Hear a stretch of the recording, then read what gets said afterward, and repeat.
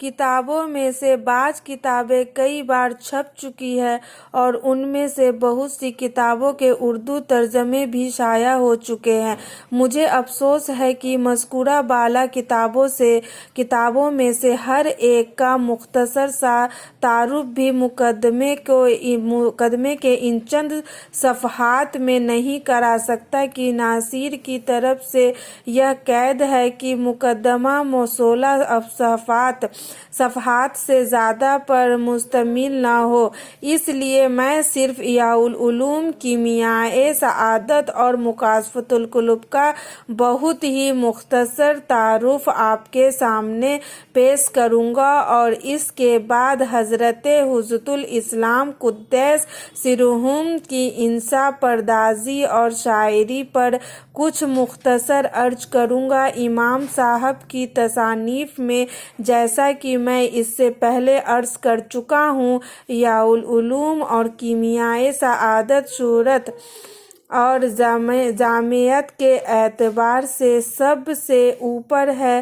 ان کے بعد منہاج العابدین، مکاشفۃ القلب اور تحفۃ الفلاسفہ ہے اور فقہ میں بسیط وجیز اور وسیط کو بڑا اعتبار حاصل ہے۔ احیاء العلوم آپ کی تصنیف میں بہت ضخیم اور مبسوط کتاب ہے۔ یہ 4 بڑی جلدوں پر مشتمل ہے اور اس کا موضوع تصوف ہے۔ تصوف کی دنیا میں جیسا کہ پہلے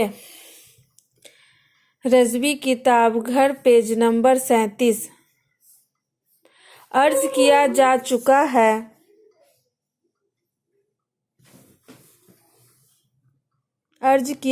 چکا ہے ایک بلند مقام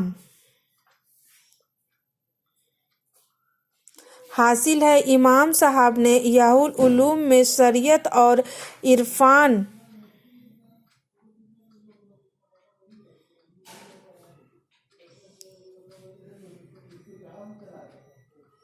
عرفان و تصوف میں ملان کی ایک کامیاب کوشش کی ہے۔ تصوف کے تمام مسائل، احوال اور مقامات کو شرعی استدلال کے ساتھ پیش کیا ہے۔ ہر چند کی اس تصنیف کے بعض مقامات پر ناقدین نے نکتہ چینی بھی کی ہے، علامہ ابن جوزی وغیرہ، لیکن دنیا نے ان کی تنقید کو کوئی اہمیت نہیں دی اور احیاء العلوم کو جو مقبولیت حاصل تھی وہ کسی طرح کم نہ ہو سکی۔ احیاء العلوم 12 ارکان پر مشتمل ہے اور ہر رکن ایک جلد پر محیط ہے، یعنی رکن اول عبادت، رکن دوم عادات، رکن سوم مہلکات اور رکن چہارم مستحبات پر مشتمل ہے۔ ہر رکن 10 ابواب میں بٹا ہوا ہے۔ ان 12 ارکان 4 جلدوں میں حضرت حجۃ الاسلام نے نہایت شرح و بسط کے ساتھ نصوص قرآنی اور احادیث نبوی سے استدلال کرتے ہوئے شرح حاصل بحث کی ہے اور حق یہ کہ عبادت و اخلاق، مہلکات و مستحبات پر جو کچھ لکھا ہے حق ادا کر دیا ہے۔ کتب اخلاق و تصوف میں احیاء العلوم کو جو شہرت حاصل ہے آج تک کسی کتاب کو حاصل نہ ہو سکی۔ کیمیائے سعادت فارسی زبان میں بالکل احیاء العلوم کے ارکان و ابواب و فصول کے عنوانات کی تقسیم و ترتیب کے ساتھ لکھی گئی ہے۔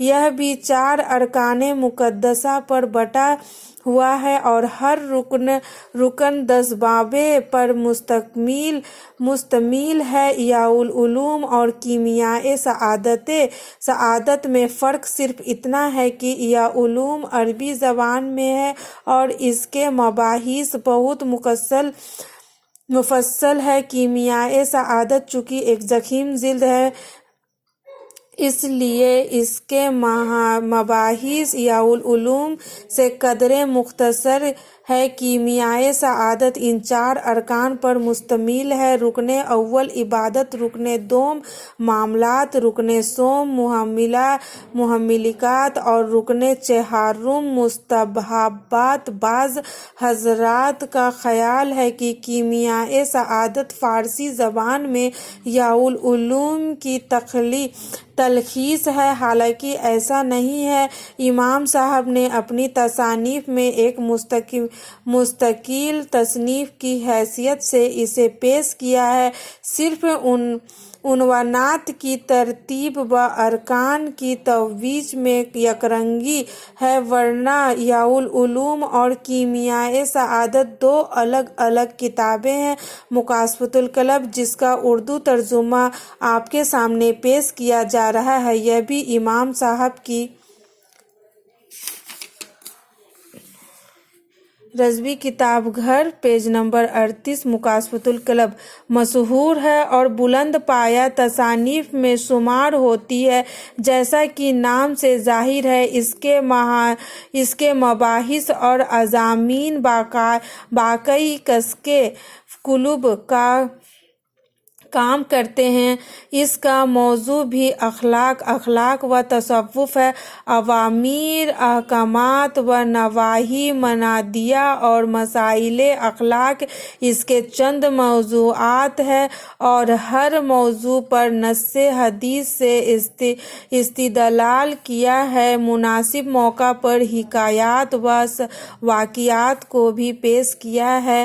انبیاء علیہ السلام اور بزرگان دین کے واقعات کے وارد ہونے سے بیان میں اثر پیدا کیا گیا ہے۔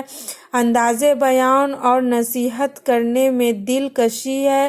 اب تک اس کا اردو ترجمہ نہیں ہوا تھا۔